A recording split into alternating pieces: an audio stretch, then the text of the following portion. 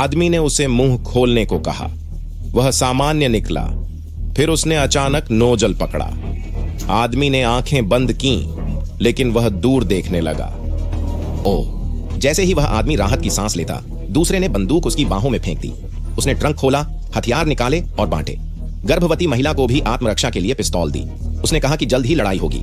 सब भ्रमित थे, पर माहौल तनावपूर्ण था। वे घर लौट गए। आदमी ने कहा कि फर्नीचर से सभी प्रवेश और निकास सील कर दें और हथियार उठाकर पहरा दें। वह घबराया हुआ था, हथियार पकड़े दरवाजे को देख रहा था। अगले पल अंधेरा छा गया। चीखों के बाद सबने टॉर्च जलाई। घर में कुछ असामान्य नहीं था, पर आदमी ने महिलाओं को घर में रहने और मजबूत पुरुषों के साथ छत पर चढ़ने को कहा। वे ध्यान से देख रहे थे। अचानक लाओ हेई ने सुना। क्या? सब लोग जांच पर ध्यान दे रहे थे। तभी दूर से आइसक्रीम ट्रक आता दिखा।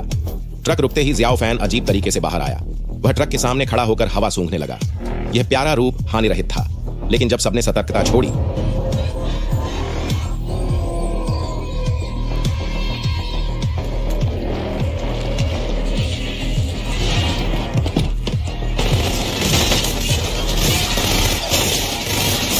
लंबी टांगों वाला राक्षस मारे जाने तक कोई अपनी आंखों पर यकीन नहीं कर पाया।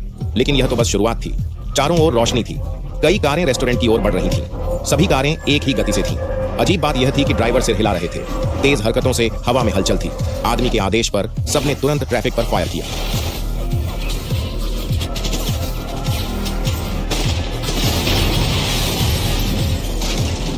गोलियां बरसने लगीं और देखते ही देखते एक ऐसी भारी गोलाबारी हुई कि दर्जनों मीटर दूर से ही उन वाहनों को रोक दिया गया था जो बुरे इरादे से आए थे। जब सभी को लगा कि अब खतरा टल चुका है, तभी उस आदमी ने पलटकर देखा कि रेस्तरां के पीछे बहुत सारी गाड़ियां खड़ी थी। वह सिर्फ अपनी जानलेवा मंशा को पूरा करने के लिए ही आया था और वह आने वाले लोगों पर हमला करने की योजना बना सकता था। गाड़ियां आईं। दुश्मन ने आग का जाल तोड़ा और बढ़ा। कार का दरवाजा खुला। लोग बाहर आए, भावशून्य चेहरों के साथ। पुरुष, महिलाएं, बच्चे भी थे। जियाओ हेई को यह देखकर बुरा लगा। आदमी ने बताया, ये इंसान नहीं, राक्षस हैं। घर में छिपे लोग डर गए, अपने हथियार कसकर पकड़े।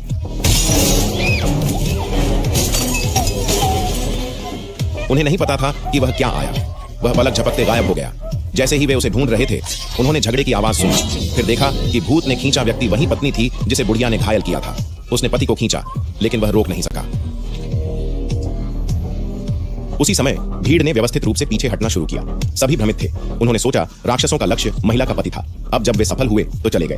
तभी उस व्यक्ति ने सच बताया। उसका नाम माइकल था और वह भगवान के बगल में महादूत था। मानवीय लालच और अज्ञानता के कारण भगवान उत्साहित थे और मनुष्यों को खत्म करना चाहते थे। यह दुनिया किंवदंती में मौसम थी। बाहर के लोग प्रेत बाधित थे। उनका लक्ष्य वह व्यक्ति नहीं था जिसे खींचा गया, बल्कि गर्भवती वेट्रेस थी। उसके गर्भ में पल रहा बच्चा वास्तव में यीशु का पुनर्जन्म था, मानव जाति की आशा का प्रतीक। माइकल हत्या करने वाली सेना का सदस्य था, लेकिन इस बार वह भगवान की इच्छा के विरुद्ध गया। कुछ दयालु और सहनशील थे, इसलिए उन्होंने मानवता को बचाने का फैसला किया। अब हमें जियाओमी और उसके गर्भ में पल रहे बच्चे की सुरक्षा करनी है। तभी उन्हें मामले की गंभीरता समझ आई।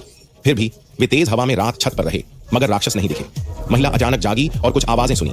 जब खिड़की के पास जाकर देखा तो अविश्वसनीय दृश्य देखा।